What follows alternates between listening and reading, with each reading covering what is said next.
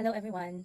So for this vlog, this is in continuation sa akong gi-share kaganina no nga pangutana kung kinsa tong mga aspiring VAs na interested na mo shift sa career online or not necessarily mo shift kadayon no kanang syempre daghan dili ni siya kanang kumbaga easy na journey, dili siya like instant na murag instant noodles na once gusto na ta okay makalana na yung taong job.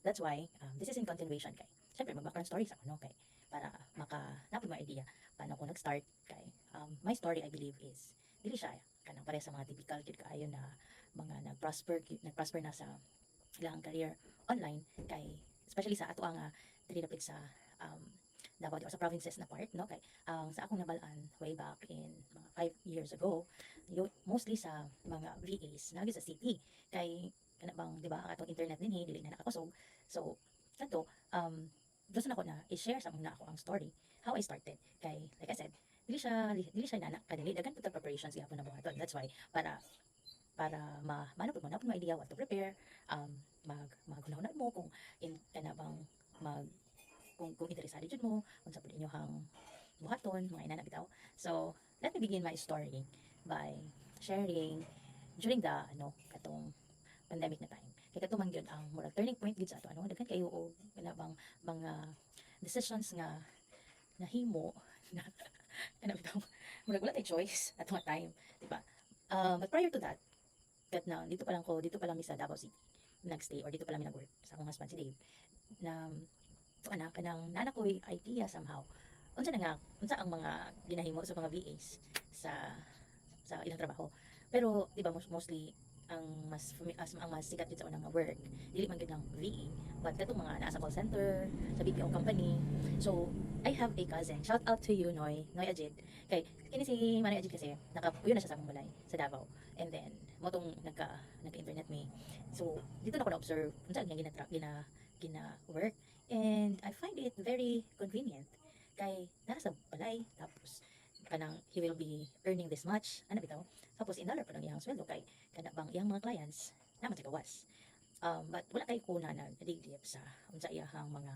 kinsa iyang mga clients and all that pero mo to ko na observe like I find it convenient sa tanan convenient siya and then sustainable pud ang iyang income however na downside di ba nagyan pud siya cons kanang syempre dili mo siya matawag as secured na work sa ato ang karabang sa ato understanding about security and stability kay like sa ato mga pinaka standard pag yung stability is being a government employee di ba like na irregular na benefits tapos ang imong sweldo kay kanang fixed gid siya although fixed pud siya somehow sa na certain level na fixed makain ko ng fix siya no kay kanang naman siya specific rate pero magdepende siya gyapon along the way sa imong client but in the government or sa as kung dili man sa government even sa private nato na kanang pagpanarbaho diri sa Philippines since under man siya sa DOLE no kanang kung unsay mong rate fix na siya no kanang dili ka pwede ubos sa minimum unless pag start mo ubos gid sa minimum so inana ang in terms of security and stability medyo dara ang ang risk na part no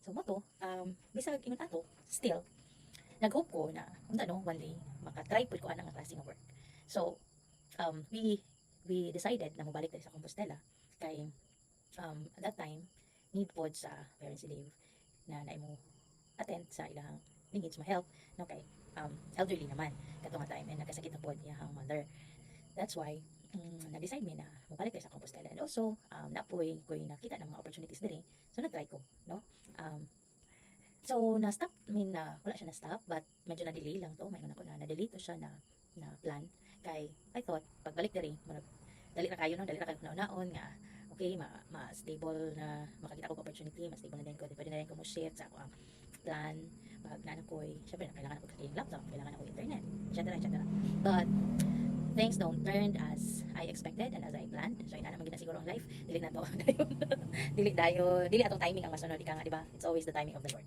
so here comes fast forward here comes 2020 di ba 2020 it's a pandemic time so katupod the time very very challenging sa among family both parents si Dave were gone on the same year on 2020 and so kami nabilin diri sa Centennial apart sa ilang balay unya kana bang ang isa ka very challenging diri na part sa poblasyon kay ang signal no kung data ang saligan like 1 bar lang yun or 0 to 1 bar ang signal sa all network okay so kung nag-desire ko o kining tawag na online job, how they do that, di ba? And then medyo challenging somewhat financially kay syempre na down tong business na ang gisugdan, and then wala na jud mi nakabawi ana bitaw, so very challenging. So I prayed, I just really prayed, dagan kayo nahitabo, so I just really prayed and asked God, Lord, kana bang kanay kong milagro kung saon ni, like we really need this time kay job, kailangan siya.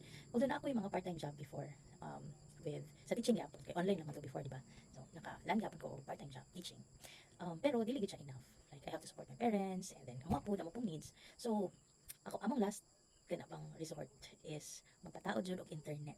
Like that time daghan na pud og mga contractors o kanang mga ano bitaw, mga nagataod og internet. Kay wala pang tay PLDT or Globe jud na line direct, no.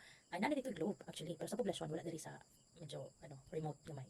So kanto ang amo ang ref gigamit ato sa business, ang printer ang ginagamit ako sa work, among gi-dispose para lang makapatawag og internet. So that was the first step. And then next nako is continue ko research. Actually before pa, sige ko research. Every time, di ba syempre katong sa pandemic no, daghan kay na uso mag-upload katong best time na mag-vlog. Pero ang akong ginahimo is sige research sa mga opportunities online, saan pag-start, unsay mga dapat buhaton, unsay i-prepare, etc. So, mo nga God gave me the wisdom na ang i-prepare of course na internet. Ikaduha, I have man my laptop. Then knowledge and skills kay paano ko mag-apply kung wala ko knowledge, wala ko skills, ganon. So, what I did, na may sobra sa proceeds sa atong among gibaligya na ref and printer.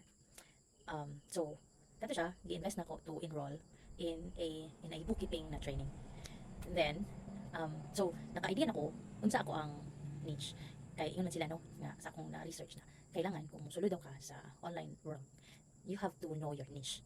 Kanang asa ka expert, asa imong inclination no nga buhaton base sa imong mga interest, sa imong mga capacity, no? So, syempre, accountant man ko. So, bookkeeping and accounting, of course. Now, so after ito, nag-train, nag-undergo kong training, or seminar and training, and then QuickBooks advisor ko and Zero advisor. QuickBooks certified advisor ko and then Zero advisor. And then, even wala pa naman ang training. So, naraman din siya way to be certified. So, pero ano siya, kanabang guided me no kung paano siya buhaton. So, yun, gibutang din ako siya sa akong mga certifications, gibutang din ako siya sa akong profile sa Online Jobs PH, sa mga online jobs platform. So, kato nag-create ko profiles, Upwork, sa JobStreet, kana.